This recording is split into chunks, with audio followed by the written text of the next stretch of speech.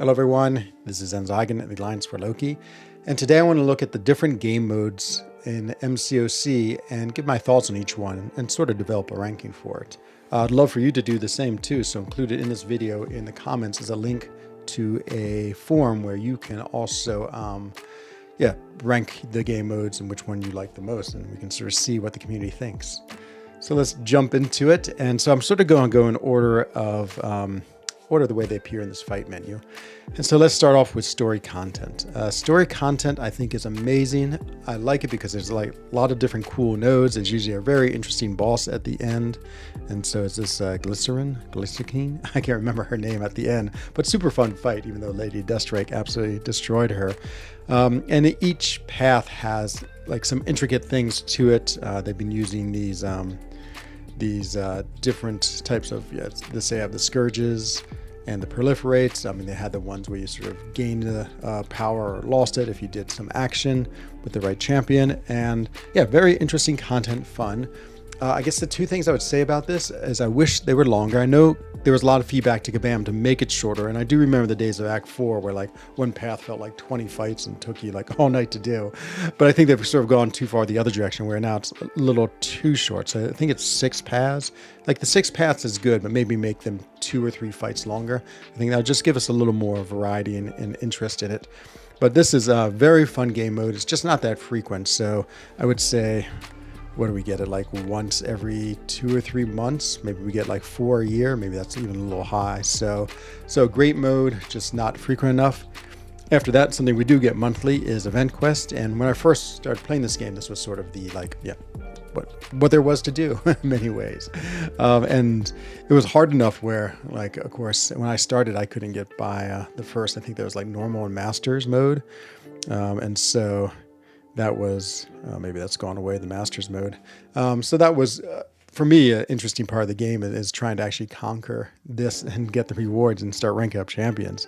Nowadays, it's really lost a lot of its fun. I don't mind doing it, and you can see I am doing it.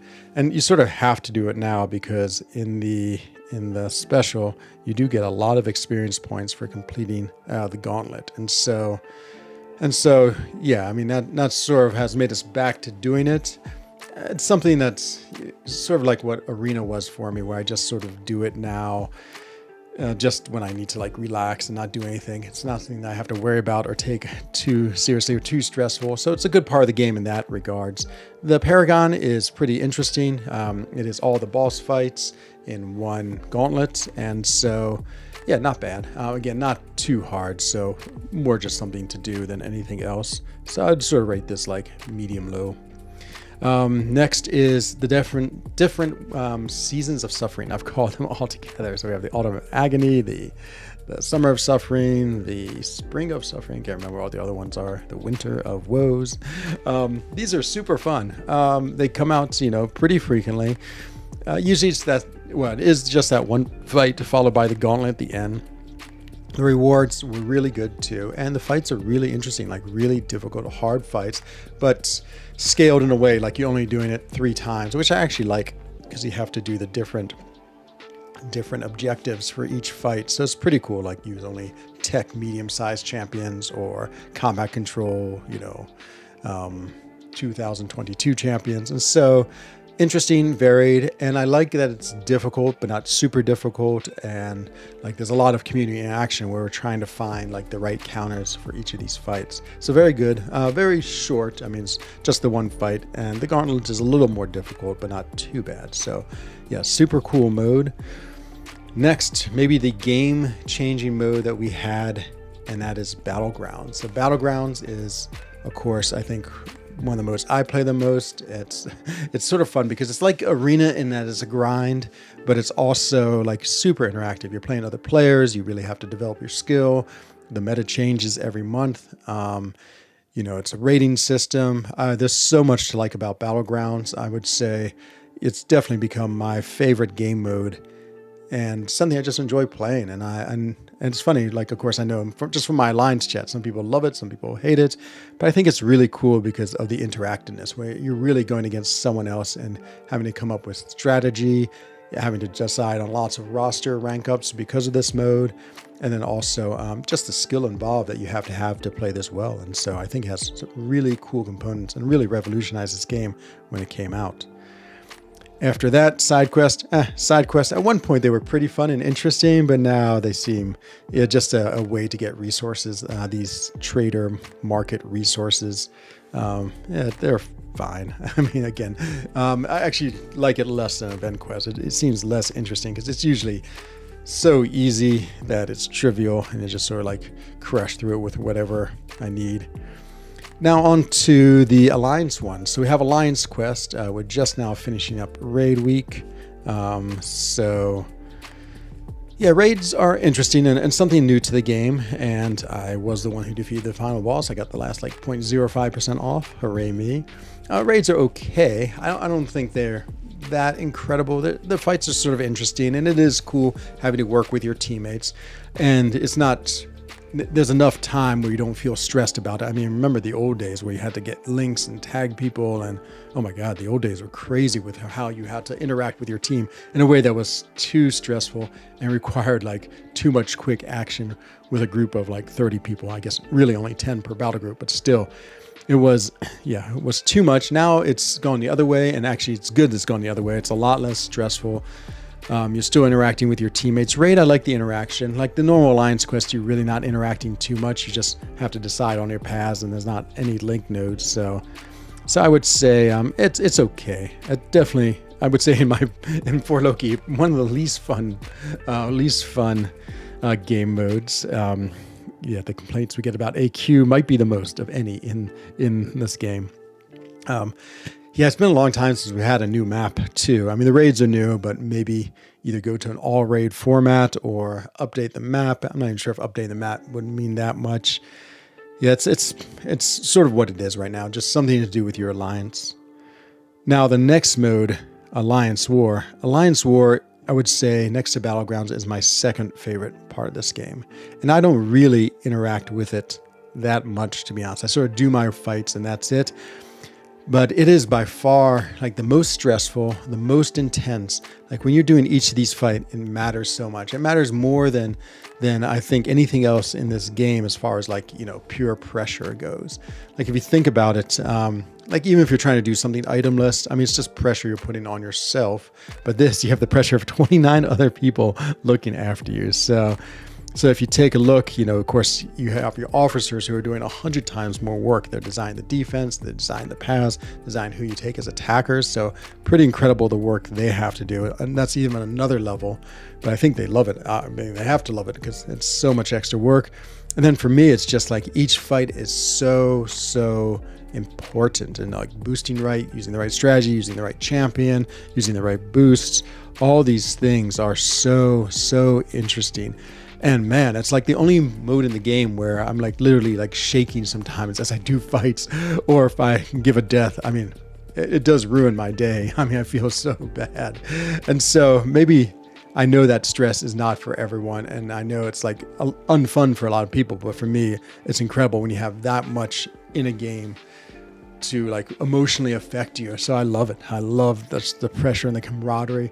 I think this is really a beautiful game mode that has existed the test of time. I mean, everything since season started so long ago, what are we up to, 54? It's really held its own as an incredible piece of content that really like galvanizes and unifies your alliance. And so I just think it's amazing. It's one of those things where I guess you don't even really need to update. It would be nice to get maybe an update, but the map seems like at a good place. And now it's just getting the right tactics that make for a fun season. For me, I actually like the tactics when they're pretty difficult and we have like 7 or 8 deaths is the normal, because like if it's just 1 or 2 deaths, I feel it gets a little bit like boring when you're just like tying 1-1 and you're winning on time.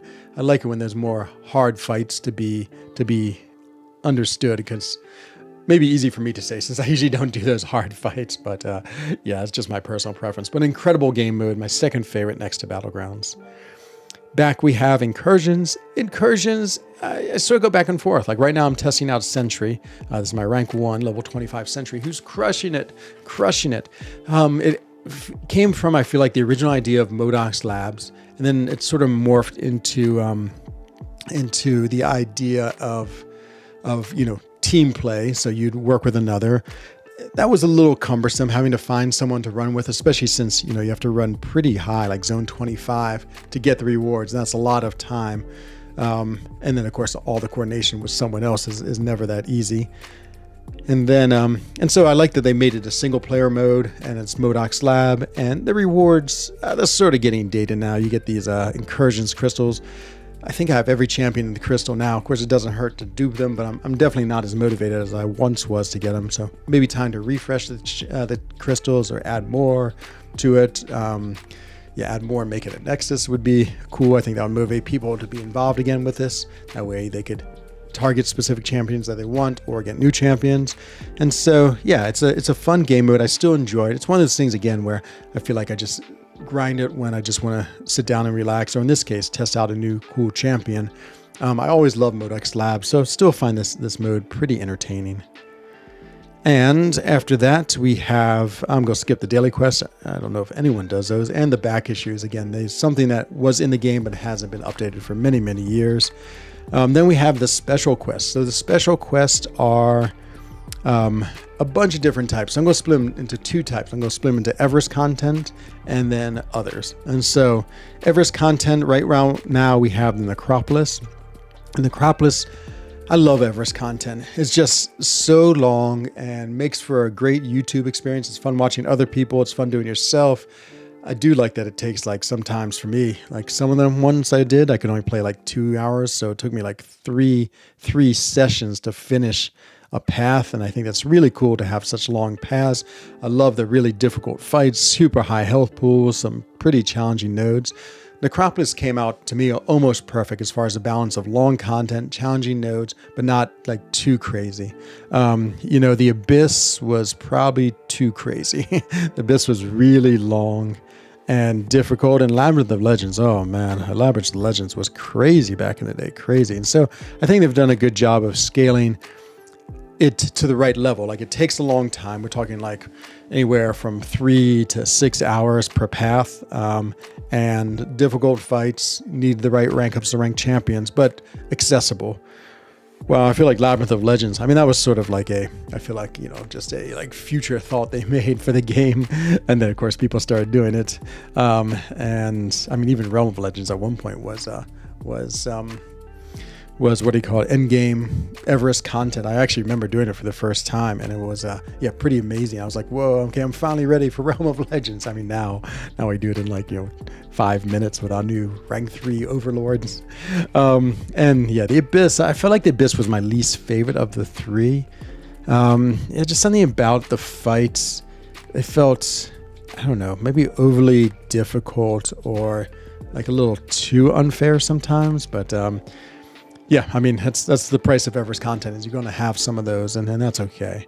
And then the other special content, the Shooting Stars, Grandmaster Gauntlet, the Crucible, these seem to be pretty infrequent. I know they said this Crucible would be the start of a new type, and I actually really like the Crucible. I thought it was amazing. That was a great first effort, and I'm just eagerly awaiting the next one, but have not really heard much from Kabam about it, so I'm a little pessimistic. We're going to get part 2 anytime soon, but who knows? We could get an announcement today that we have it. But these I rank as some of my most favorite content too, probably in third place, I would say, in sort of my hall of delights in this game. And last but not least, the ever amazing, incredible Arena. And so at one point, Arena was huge for this game. It was a huge way to get units. It still is for some people. It was a way to get champions. It had so much value in this game. Obviously, that's diminished a lot. I mean, I would say a lot of people still use it for units, but it definitely isn't the same as it was. Like, I would say like 50% of MCOC content was just arena grinding.